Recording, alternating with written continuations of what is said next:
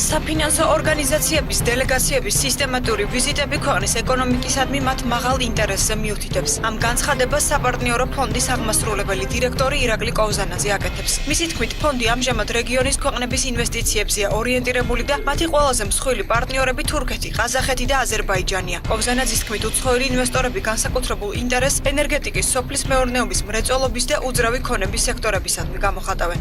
ჩვენ პრაქტიკულად საპარტნიორო ფონდს ყოველდღიურად გვაქვს შეხვედრები უცხოელ ინვესტორებთან, რომელთაც სურვილი აქვს საქართველოს იმ სექტორებში ინვესტიციის, სადაც ჩვენ მუშაობთ, უცხოელი ინვესტორების მოლოდინი საქართველოსთან მიმართებაში არ შემცირებულა, პირიქით იზრდება.